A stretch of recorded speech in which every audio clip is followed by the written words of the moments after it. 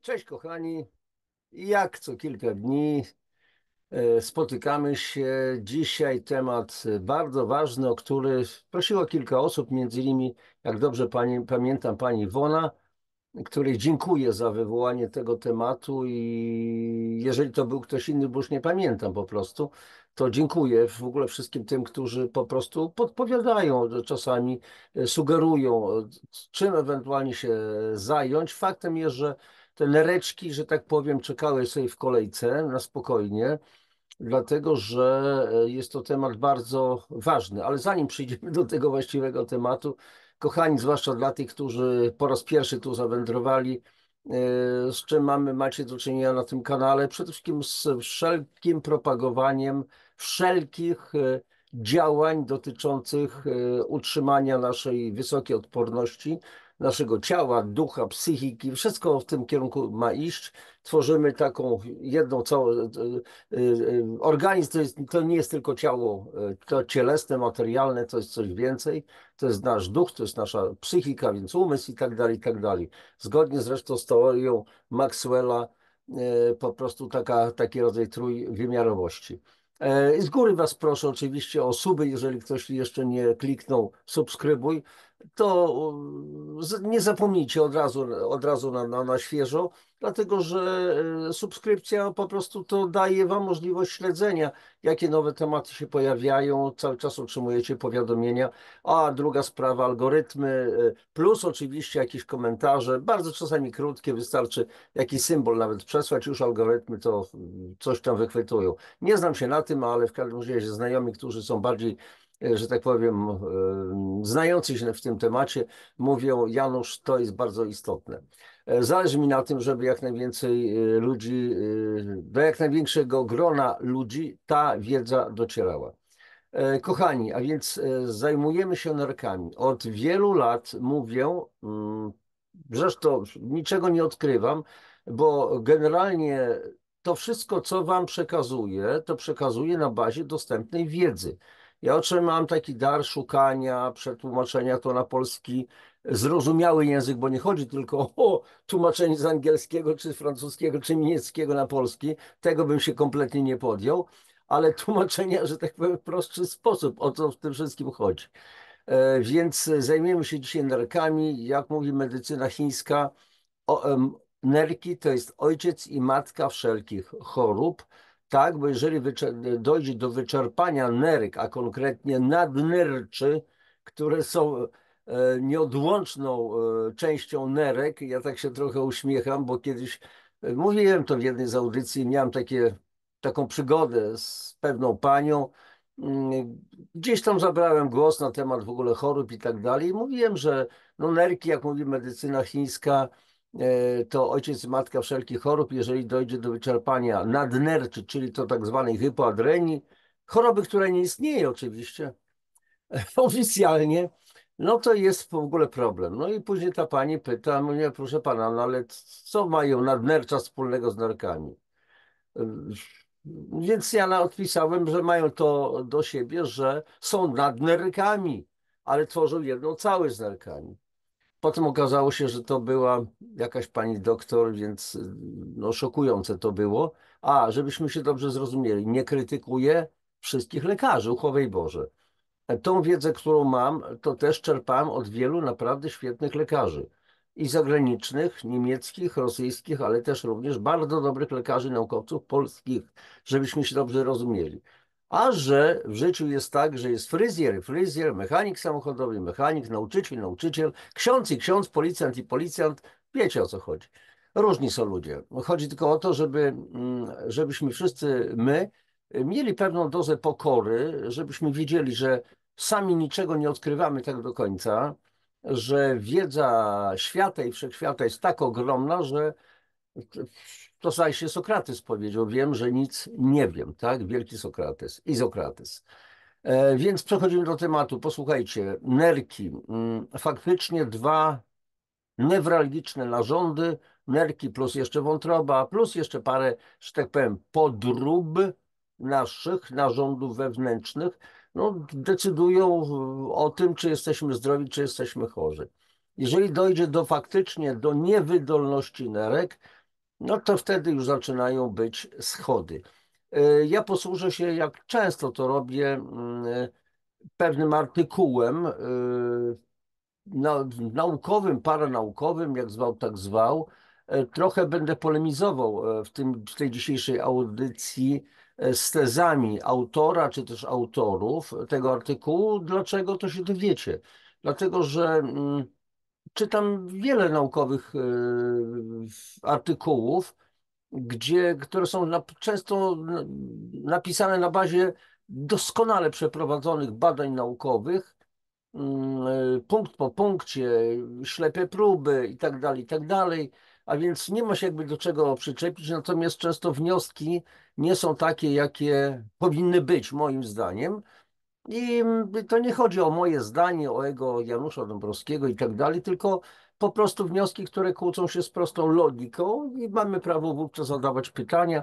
I ja te pytania niejako może w waszym imieniu zadam, podyskutujemy, ale generalnie artykuł jest bardzo dobry.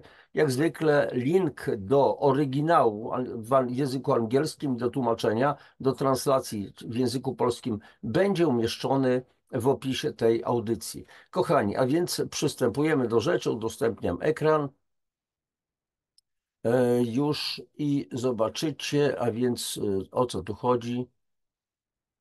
Dobrze, więc mamy oryginalny tekst. Chronic Kidney Disease, czyli chroniczna choroba nerek i tak dalej, a więc tutaj zamieszczone na takim portalu National Kidney Foundation i tak dalej, więc tutaj jest akurat ta część po angielsku.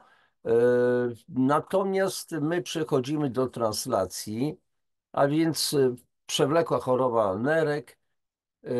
Mamy PHN, z kolei w języku angielskim to będzie występowało jako CKD, czyli Chronic Kidney Disease i tak dalej, ale przechodzimy oczywiście do translacji, czyli PHN, przewlekła choroba nerek.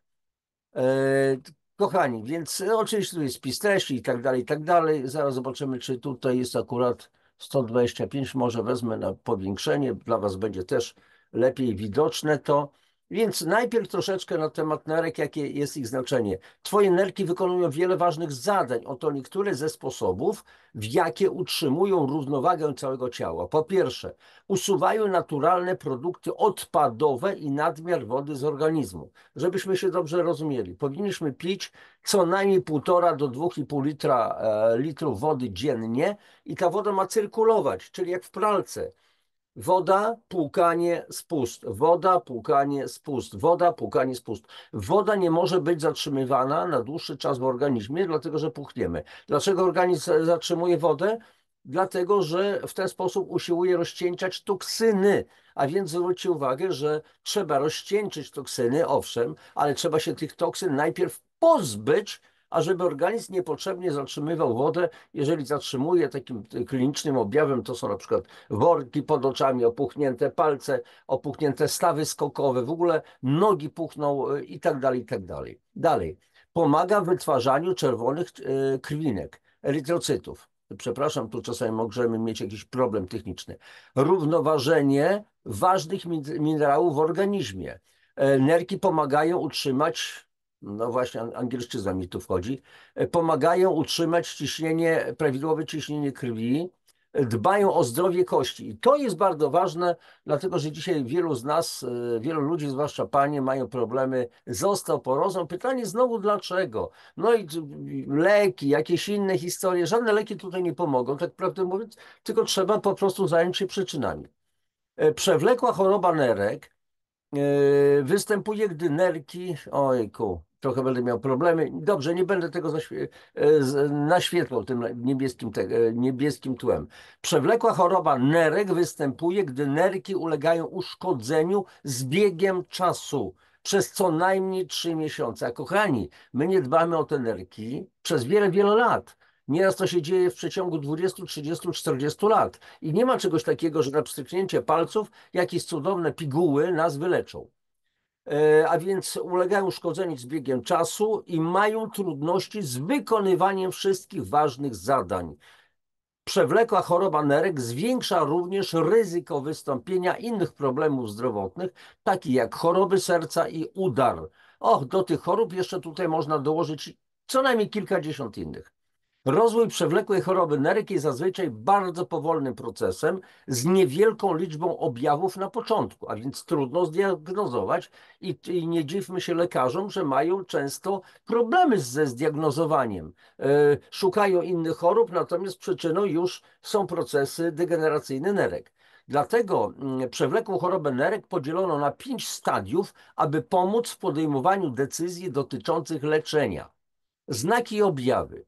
Wielu osób żyjących z przewlekłą chorobą nerek, tu jest akurat angielski skrót, nie ma żadnych objawów, dopóki nie pojawią się bardziej zaawansowane stadia i lub powikłania. Jeśli objawy się pojawią, mogą one obejmować pienisty mocz, częstsze lub rzadsze niż zwykle oddawanie moczu, swędząca i lub sucha skóra, poczucie stałego zmęczenia, mdłości, utrata apetytu, utrata wagi, bez prób odchudzania.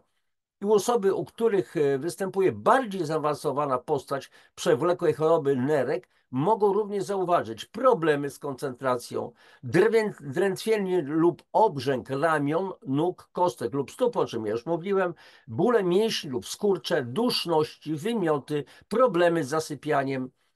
Oddech ma często zapach amoniaku, określany jest to również jako moczopodobny lub rybi. O, na temat amoniaku jeszcze sobie po prostu później powiemy. Czynniki ryzyka. Każdy okazuje się może zachorować na przewlekłą chorobę nerek w każdym wieku. Jednak niektórzy ludzie są bardziej narażeni niż inni. Najczęstsze czynniki ryzyka przewlekłej choroby nerek, uwaga, i tu będziemy polemizować, to cukrzyca, nadciśnienie tętnicze, nadciśnienie, choroba serca lub i niewydolność serca, otyłość, wiek. Och, znowu ten wiek zrzuca się na wiek. A dlaczego na wiek? Zaraz do tego dojdziemy. Wywiad rodzinny dotyczący przewlekłej choroby nerek lub niewydolności nerek. Ach, bo rodzice, bo wujkowie, bo ktoś tam chorował i tak dalej. Historia osobista ostrego uszkodzenia nerek? Tak, może być, bo czymś się zatruliśmy, jakimiś chemikaliami, palenie tytoniu i lub używanie wyrobów tytoniowych. Ale uwaga, uwaga, uwaga, uwaga. Nie będę niestety polemizował z autorami tego artykułu, dlatego że czynnikami ryzyka przewlekłej choroby nerek to nie jest tyle cukrzyca, czy naciśnienie i tak dalej, tylko cukrzyca, naciśnienie, choroby serca, otyłość i tak dalej wiążą się właśnie z niewydolnością nerek. A ta niewydolność nerek jest spowodowana utajoną, permanentną, wieloletnią kwasicą metaboliczną niskiego stopnia. W wielu audycjach o tym mówię. Trzeba zrozumieć o jednej rzeczy. Ciągle mówię o zakwaszeniu organizmu.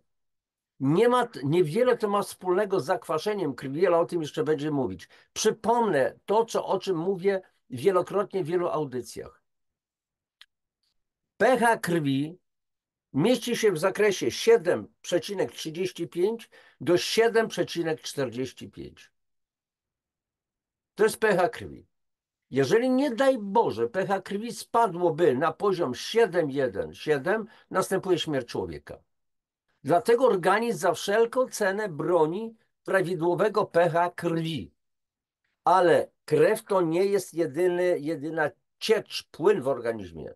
Mamy przede wszystkim przestrzenie międzykomórkowe, w których pływają komórki. Jak ryby w oceanie, wielokrotnie o tym mówię, jak dziecko w wodach płodowych.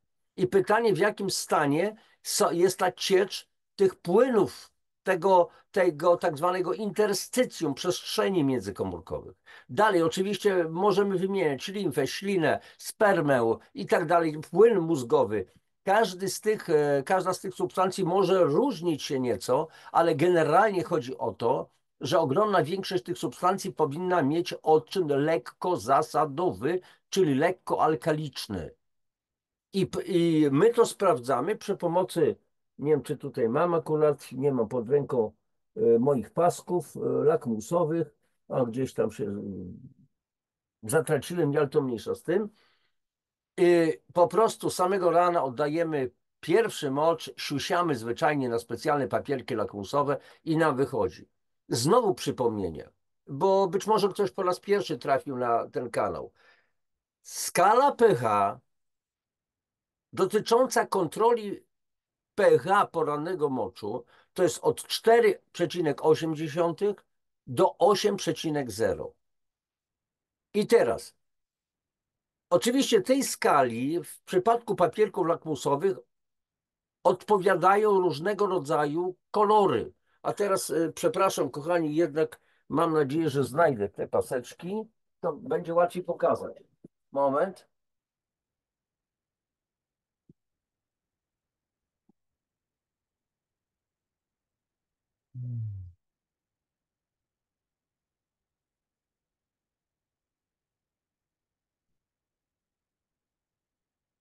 No niestety nie znalazłem, także kiedy indziej jeszcze pokażemy to sobie, ale ja często pokazywałem to w moich audycjach.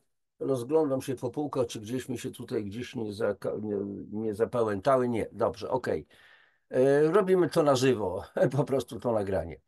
I teraz, jeżeli mamy 4,8 do 8,0, to jest skala, ale pamiętajmy, że skala pH jest skalą logarytmiczną. Co to znaczy? Jeżeli w skali liniowej mamy 1, 2, 3, 4, 5, czyli albo wzrost o 1, albo spadek o 1, to w skali logarytmicznej mamy wzrost 10 razy więcej lub 10 razy mniej. Więc mamy, jeżeli jest 5, to porównanie piątki i szóstki. Piątka jest 10 razy silniejszym kwasem od szóstki. Szóstka jest 10 razy silniejszym kwasem od siódemki. W związku z tym piątka jest 10 razy 10, czyli 100 razy silniejszym kwasem od siódemki. Więc trzeba rozumieć, że każda jedna dziesiąta ma znaczenie. A więc 6 i 7 jest to znaczna różnica. Szóstka to już jest bardzo duże niebezpieczeństwo. Piątka to jest katastrofa dla organizmu i ta katastrofa trwa przez wiele lat i organizm ulega destrukcji. I teraz, zaraz będę kończył na ten temat. I teraz jest sprawa taka, że rozpoznajemy to pH, jakie mamy w organizmie, a więc w przestrzeni międzykomórkowych, na poziomie, na podstawie badania pH porannego moczu. Dlaczego? Dlatego, że dzięki pracy nerek te wszystkie kwasy, wszystkie toksyny przychodzą do moczu i teraz jeżeli mocz jest potężnie zakwaszony, zawiera masę toksyn, to znaczy, że w takim razie co się dzieje w organizmie. Mógłby ktoś powiedzieć, no i dobrze, no to w takim razie nerki oczyszczają.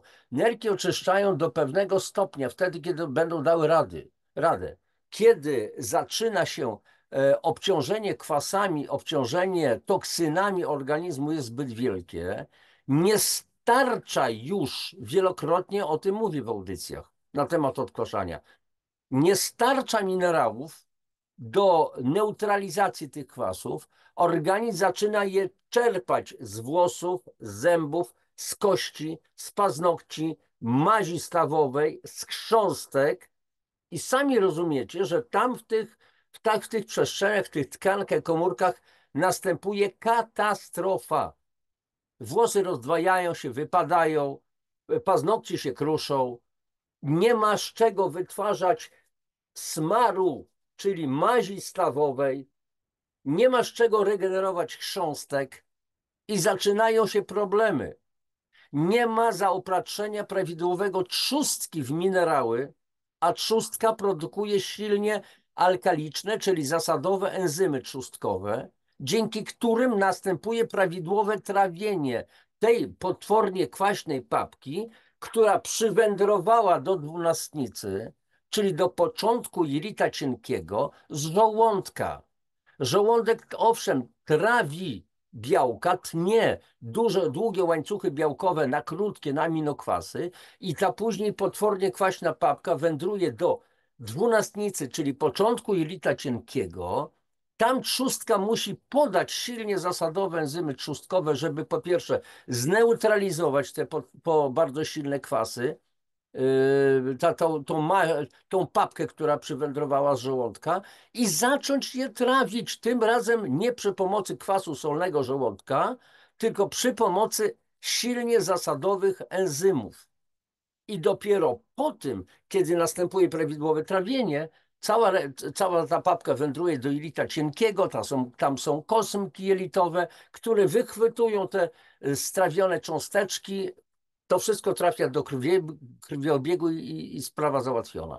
Jak niestety nie będziemy zaopatrywać organizmu w odpowiednią ilość minerałów i w odpowiednim składzie, to ani trzustka nie otrzyma po prostu zasilania, nie będzie wytwarzać tych prawidłowych enzymów, ani też cały organizm nie otrzyma budulca.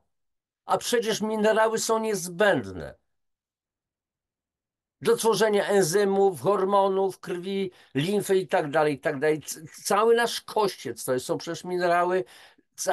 Każda komórka posiada tak zwane pompy jonowe, kanały jonowe, które pracują dzięki obecności wielu minerałów, a każda komórka powinna dzień w dzień otrzymać 70 do 90 składników odżywczych, w skład których wchodzą minerały, plus wodę, plus jeszcze tlen.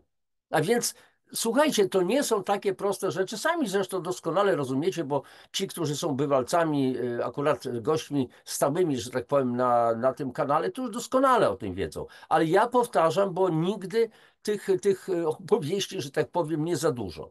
A więc z czasem, jeżeli organizm nie jest prawidłowo zaopatrywany w to wszystko, co potrzeba, zaczynają zachodzić procesy destrukcyjne.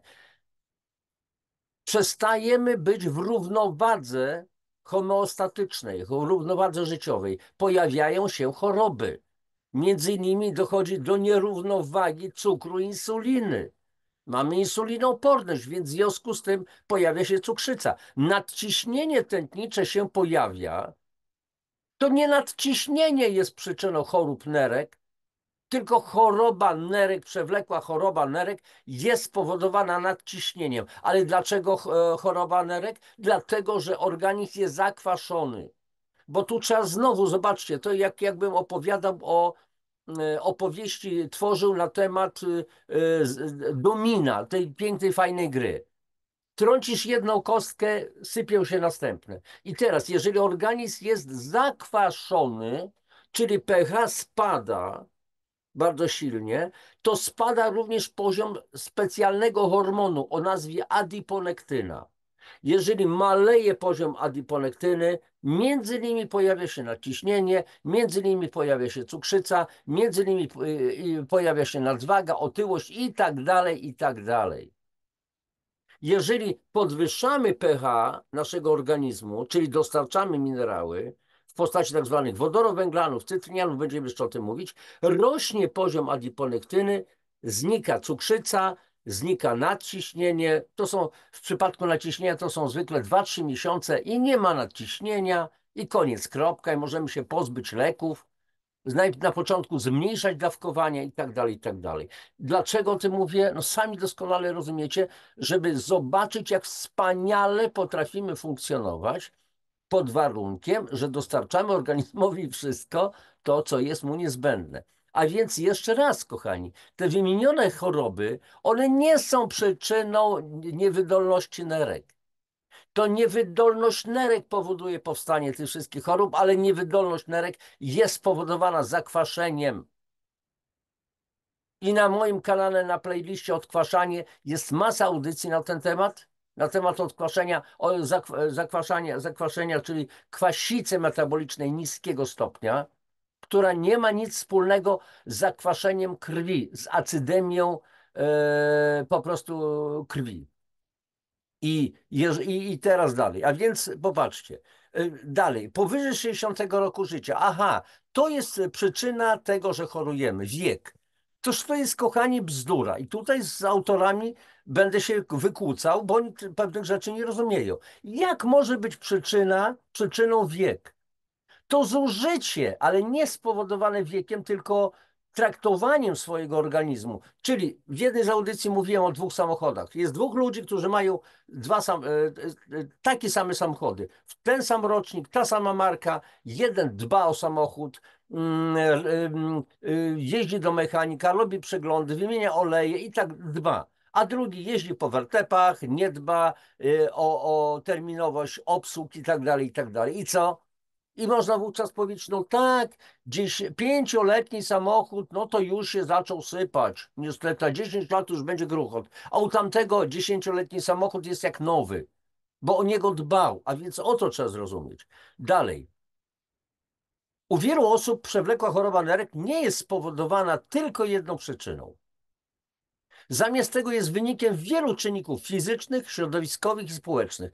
Tak, bo jeżeli kwasica, trzymamy się ciągle kwasicy, czym jest spowodowana? Przede wszystkim jedzeniem, czyli obecnością wielu toksyn w jedzeniu.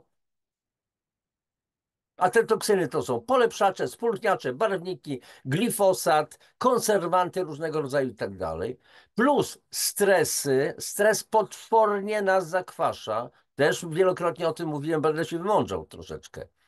Dobrze, wczesne wykrycie jest ważne. Przewlekła choroba nerek często zaczyna się bez powodowania żadnych zauważalnych objawów. Znajomość czynników ryzyka może pomóc Ci określić poziom ryzyka i to, czy powinieneś poddać się badaniu na obecność przewlekłej choroby nerek. Inne przyczyny. Przewlekłe choroby nerek mogą być spowodowane również wieloma innymi stanami lub okolicznościami. Oto niektóre przykłady. Choroby kłębuszkowe, na przykład kłębuszkowe zapalenie nerek, nefropatia, nefropatia wywołana przez HIV, ale HIV to jest syndrom niedoboru odporności. Dlaczego mamy syndrom niedoboru odporności? Bo jesteśmy zatruci. Choroby dziedziczne, wielotorbielowatość nerek. Kochani, owszem, może to być, ale my dziedziczymy przede wszystkim nawyki żywieniowe, nawyki z postępowania jakiegoś w życiu i tak dalej. I okazuje się, mam znajomych, którzy powychodzili z wielotorbielowatości nerek, po prostu odkwaszając organizm, wspomagając jego metabolizm. Dalej, choroby autoimmunologiczne, toczeń. A znowu pytanie, dlaczego ktoś ma toczeń? Tak, to jest ciężka choroba autoimmunologiczna, ale tego się też można pozbyć. Ale nie pozbędzie się przy pomocy leku, bo ja nie znam ani jednego leku, przy pomocy którego można wyleczyć się z tocznia. Ciężkie zakażenie, a więc sepsa. Ale w jaki sposób sepsę można załatwić? Przecież są protokoły na to. Tak? Witamina C w odpowiedniej postaci. I teraz pytanie, co w związku z tym robi witamina C? Ona jest kwaśna, ale rozkłada się z odczynem zasadowym. A sepsa to jest zatrucie organizmu. Dalej, inne przyczyny. Rak nerki, kamica nerkowa. Ale dlaczego na Boga dochodzi do kamicy nerkowej? Znowu kamica nerkowa jest spowodowana potężnym, wieloletnim zakwaszeniem organizmu. I tak dalej, i tak dalej. Oczywiście mogą być jakieś mechaniczne tutaj historie i tak dalej. Komplikacje. W miarę pogarszania się przewlekłej choroby nerek wzrasta ryzyko wystąpienia powikłań. Oto kilka przykładów. Choroba z układu sercowo-naczyniowego. Wysokie ciśnienie krwi. Już o tym żeśmy mówili. Niedokrwistość, niski poziom czerwonych krwinek, a więc problem jest z obecnością żelaza. Dlaczego żelazo nie jest przyswajane w organizmie? Kwasica metaboliczna, gromadzenie się kwasu we krwi. Nie, na Boga nie, to nie jest kwasica metaboliczna. Gromadzenie się kwasu we krwi to jest, kochani, kwasica krwi, acydemia krwi. Ale kwasica metaboliczna dotyczy przestrzeni międzykomórkowych. I ja w jednej z audycji wyjaśniałem na bazie bardzo dobrego artykułu naukowego z National Library of Medicine, jakie nieporozumienia, jakie niezrozumienie jest tematów wśród naukowców, wśród wielu lekarzy, którzy błędnie to nazywają. Być może zamieszczę link do tej audycji, bardzo szczególnej, więc będziecie mieli takie przypomnienie. Zaburzenia gospodarki mineralnej kostnej. No ale dlaczego? Hiperkaliemia, czyli wysoki poziom potasu we krwi. Znowu dlaczego? No i niewydolność nerek, komplikacje. Czyli w miarę pogarszania się przewlekłej choroby nerek następuje oczywiście niewydolność nerek. I pamiętajmy, że nerki to jest ostatni bastion obrony organizmu przed wzrostem kwasicy metabolicznej, czyli zakwaszenia tkankowego, przekwaszenia tkanek.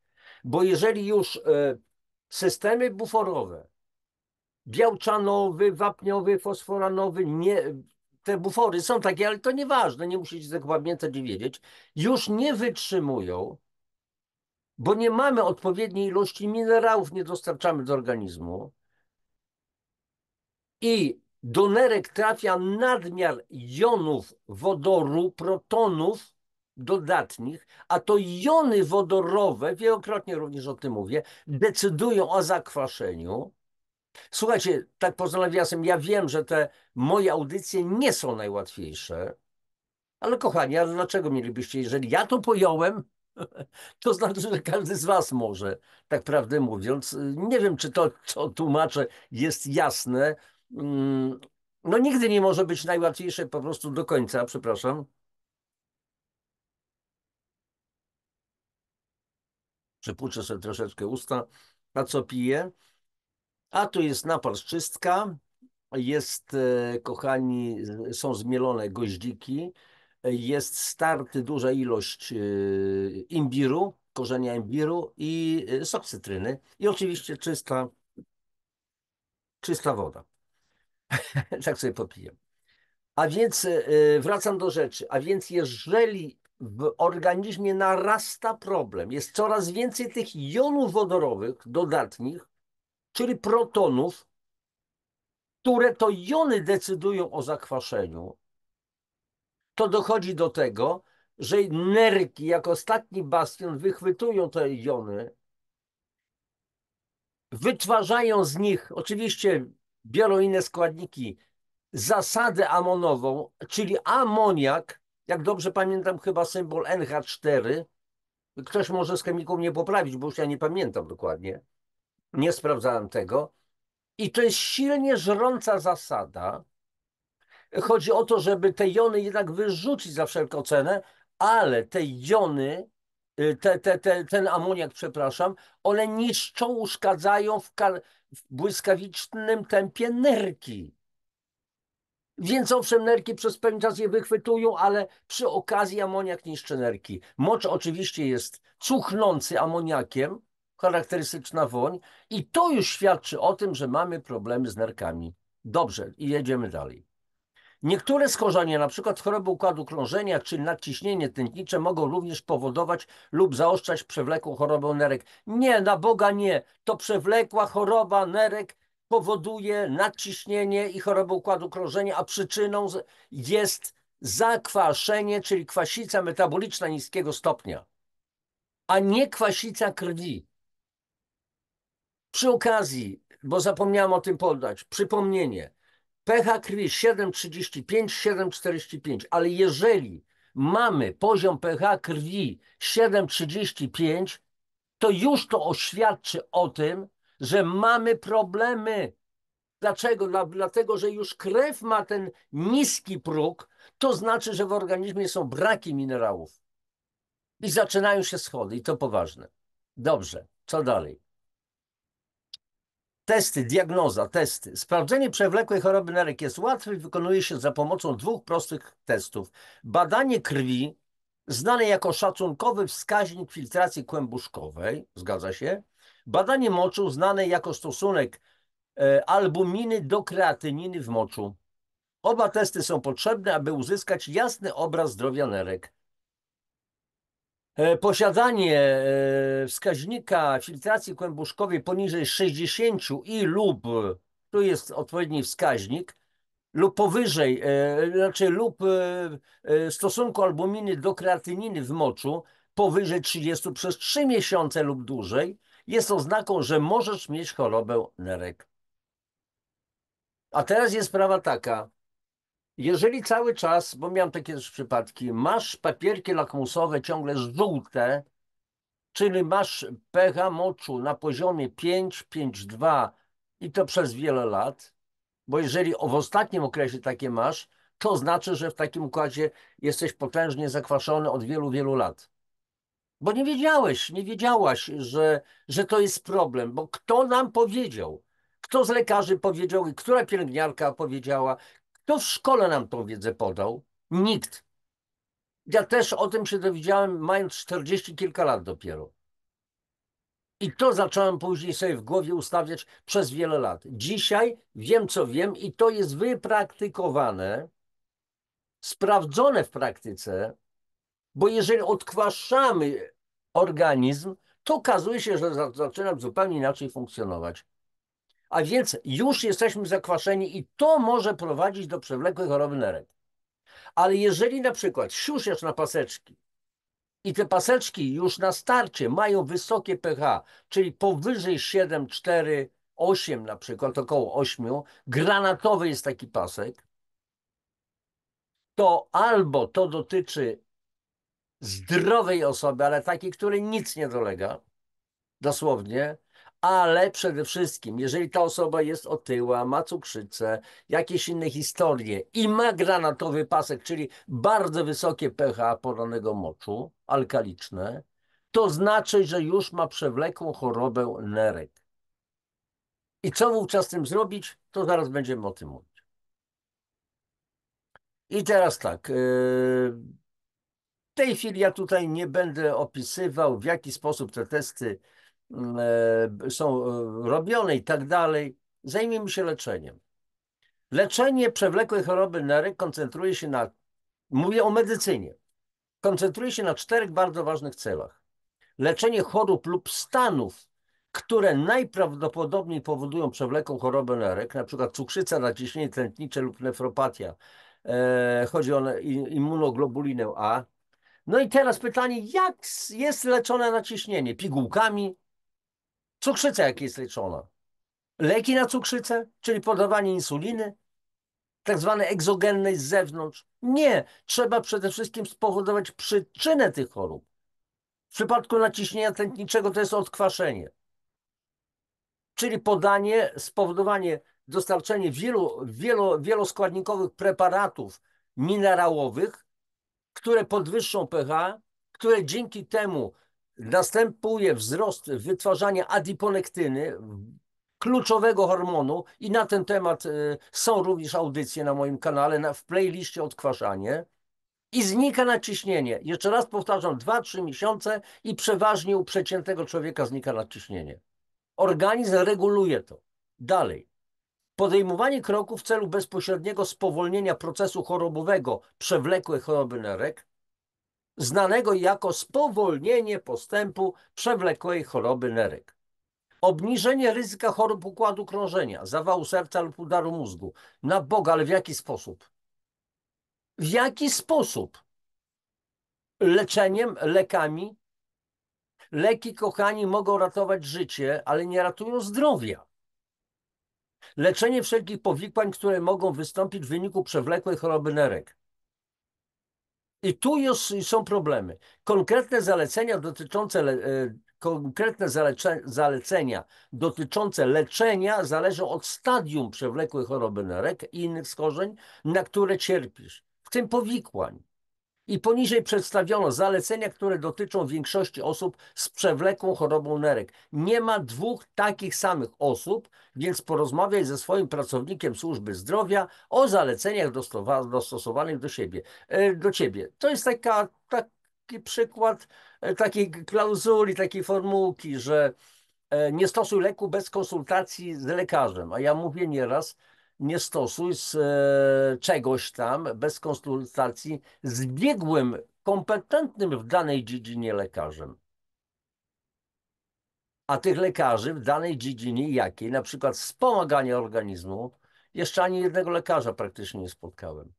Chyba że zaczęli stosować akurat ten program, który ja też propaguję, bo są i tacy, oni się znają, bo dodatkowo oni posiadali wiedzę medyczną i jeżeli uzyskali dodatkową wiedzę jak działają różnego rodzaju wieloskładnikowe, naturalne suplementy diety, jak wspomagają organizm, to są dla mnie naprawdę szapoba, pełny szacun, bo tacy są oczywiście.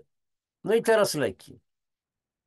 Twój lekarz może przypisać jeden lub więcej leków, aby pomóc spowolnić lub zatrzymać pogarszanie się twojej przewlekłej choroby nerek. Leki te mogą obejmować inhibitory, czyli spowalniacze, wyhamowywacze, akurat tych wskaźników, o których wcześniej mówiliśmy.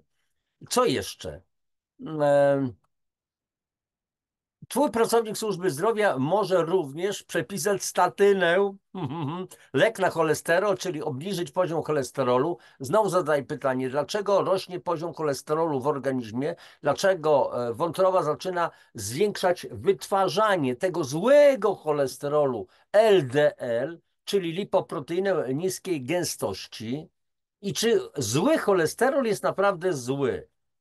Dlaczego rośnie wytwarzanie? Co się takiego dzieje w organizmie, że rośnie poziom? Do czego służy cholesterol? I czy to cholesterol jest zły, czy produkty jego utleniania? Ale dlaczego one się utleniają? Czym jest spowodowane utlenianie? I co się tak naprawdę osadza w naszych naczyniach krwionośnych? Ten miękki, delikatny tłuszcz, którym jest cholesterol, czy produkty jego utleniania? I dlaczego, jeszcze raz powtarzam, one się utleniają? Wytyczne zalecają statyny osobom z przewlekłą chorobą nerek, które mają również cukrzycę, historię choroby serca lub są w wieku 50 lub starsze. Czyli wiek jest czynnością obciążającą. Wiek. Mówiłem już o 2 samochodach. Nawet jeśli nie masz wysokiego poziomu cholesterolu, statyna może pomóc obniżyć ryzyko zawału serca lub udaru. I tak dalej.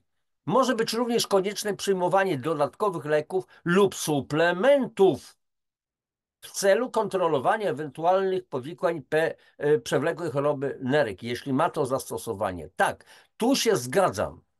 Dożywienie organizmu.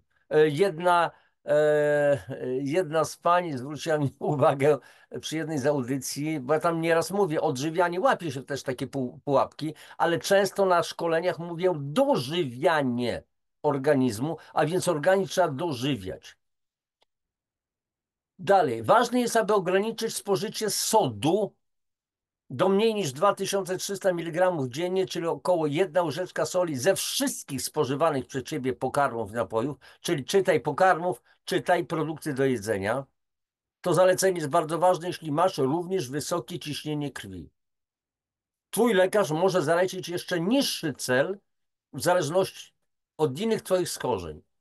Oznacza to o wiele więcej niż nieużywanie solniczki, ale także ograniczenie produktów z wysoką zawartością sodu wymienioną na etykiecie wartości odżywczych.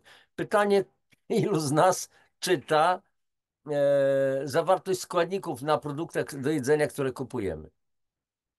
Niektóre produkty, które nie mają słonego smaku, mogą mieć zaskakująco dużo sodu, gdy sprawdzisz ich etykietę wartości odżywczych.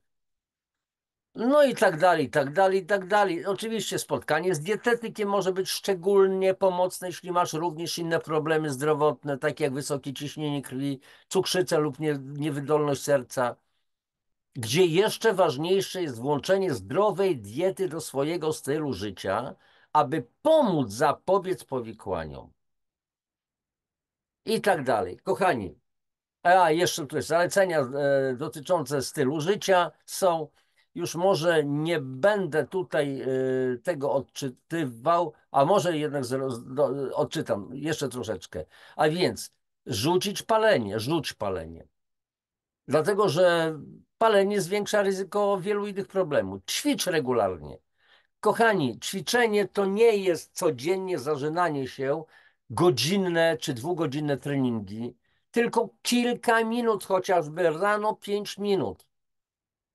Ćwiczenia leniwca, z przeproszeniem, nawet można w łóżku ćwiczyć. Naprawdę. Kilka razy pokazywałem, mówiłem, o czym mowa. To są spacery. Zrób sobie spacer wieczorkiem 20 minut, 30 minut i tak dalej. To jest jazda na rowerze, to jest taniec. Włącz muzykę i po prostu tańcz intuicyjnie to, co ci ciało podpowiada. Dobry sen jest również ważny i staraj się spać wystarczająco długo, aby być wypoczętym, ale tu jest ważny okres dobowy tego spania, czyli trzeba iść spać przed około 22, ale wcześniej wówczas możecie wstać, o 6, 7 na przykład. 8 godzin snu, ale wcześniej się kłaść spać. Znajdź sposoby na redukcję, radzenie sobie ze stresem w swoim życiu. Ale żeby stres na nas nie działał, znowu musimy wzmocnić układ nerwowy. A układ nerwowy to są znowu minerały. I znowu pytanie, dlaczego tylu ludzi dzisiaj, zwłaszcza młodzieży, ma problemy z depresją? To jest coś strasznego. A co ta młodzież je? Co w domach je? Co je w szkole? Rodzic da 10-20 zł, kup sobie bułkę, drożdżówkę i tak dalej. To czym ci młodzi ludzie są odżywiani? Kiedy jeszcze raz powtarzam, przypomnę, każda nasza komórka potrzebuje dzień w dzień 70 do 90 składników odżywczych czy dożywczych, nazwijmy to tak, plus woda, plus tlen. A co dzisiaj dzieciaki, młodzież pije? Wody truskawkowe, wody jakieś tam, 7-upy, Coca-Cola i tak dalej. To jest czysta woda? To jest zatrucie organizmu. To jest zakwaszenie organizmu, w tym układów nerwowych. No tutaj oczywiście, posłuchajcie, są inne sposoby na obniżenie ryzyka. Będziecie chcieli po prostu, to sobie poczytacie, ale zobaczcie, będzie kilka przykładów nerek, przepraszam, leków, które mogą być stosowane. Chodzi o to, żeby unikać niektórych leków przeciwbólowych, znanych jako niesterydowe leki przeciwzapalne. Ibuprofen i indometacyna, naproxen, tabletki lub kapsułki diklofenaku, celekoksyb, no niektórych nazw nawet nie znam, meloksykam, aspiryna, jeżeli przekracza na przykład 325 mg na dobę i tak dalej, i tak dalej. Teraz tak, jeśli twój lekarz stwierdzi, że masz kwasicę metaboliczną, zwiększenie ilości spożywanych codziennie owoców i warzyw może pomóc obniżyć poziom kwasu we krwi. Ale uwaga, będę to powtarzał do znudzenia. Lekarz, przeważnie żaden lekarz, nie wiem, może to są wyjątkowi jacyś, na jakiej podstawie stwierdzi, że ktoś ma kwasicę metaboliczną, czyli zakwaszenie krwi? Oni tak uznają. Kwasica metaboliczna to jest zakwaszenie krwi. Jeszcze raz powtarzam. Kwasica metaboliczna to jest zakwaszenie przestrzeni tkankowych, przestrzeni, w których pływają komórki, interstycjum. Natomiast kwasica krwi to jest acydemia, to jest kwasica krwi, to jest zupełnie coś innego. To nie jest kwasica metaboliczna. Natomiast oczywiście zwiększenie ilości spożywanych codziennie owoców i warzyw jak najbardziej, ale to nie załatwi sprawy. Wiem to po prostu z doświadczenia, że my żyjemy w czasach tak potężnych nadmiarów toksyn, różnych konserwantów, pestycydów, które wtłaczamy do organizmu. Niedawno czytam, okazuje się, że każdy z nas, mówię statystycznie, już posiada jedną małą łyżeczkę plastikową w mózgu. Taka jest ilość mikro i nanoplastiku w organizmie. Jedna plastikowa łyżeczka w mózgu. W samym mózgu tylko, a co się dzieje w organizmie? Jeszcze tylko naukowcy nie wiedzą, jak ten mikro-nanoplastik działa na organizm. Co może powodować? Jeszcze tego nie wiedzą. Bo jeszcze nie były badania robione na szeroką skalę wieloletnie. I w związku z tym nie da się, kochani, samą dietą zlikwidować kwasicy metabolicznej, prawdziwej metabolicznej, a nie kwasicy z serca, przepraszam, kwasicy krwi. Trzeba zastosować odpowiednie suplementy zawierające między innymi w składzie wodorowęglany i cytryniany wielu pierwiastków, nie pojedynczych. W odpowiednim składzie, w odpowiednich proporcjach działających synergistycznie na organizm i sprawa załatwiona. Takie suplementy są. Ja od wielu, wielu lat, od połowy 2013 bardzo regularnie to stosuję. Czy działa? No, każdy może sam ocenić. Ci, którzy mnie spotykają, mówią, że są zaskoczeni moim wyglądem i tak dalej, i tak dalej. Ale to już mniejsza z tym. Dobrze, co tu jeszcze? Na razie zatrzymuję udostępnienie, to wystarczy. Jeżeli będziecie chcieli mieć więcej wiedzy, ja zamieszczę dodatkowe linki dotyczące chorób nerek w tej audycji. Myślę, że kilka innych audycji również sobie na ten temat zrealizujemy, dlatego że naprawdę w tej chwili mamy duży problem z nerkami jako społeczeństwo. Kochani, kończymy w tej chwili. Dziękuję znowu, że byliście. E, Ja wiem, że jestem trochę taki wybuchowy, bardzo emocjonalny. Niektórych z Was może to drażnić, ale z drugiej strony lubię się śmiać, lubię się wygłupiać, lubię żartować, lubię sypać kawałami, jak z rękawem niejednokrotnie. Lubię ludzi pogodnych, z humorem, a że czasami się po prostu wkurzam na oczywiste oczywistości, no to się wkurzam, no mam prawo do tego. Mam nadzieję, że nie będziecie mi tego mieli za złe, no i sprawa załatwiona. Słuchajcie, jeszcze raz przypomnienie, jeżeli uważacie, że ta audycja spełniła Wasze wymagania, jeżeli była przydatna, jeżeli otrzymaliście jeszcze więcej wiedzy na ten temat, o którym mówiliśmy, to po prostu suby, lajki, ewentualnie jakieś krótkie nawet komentarze.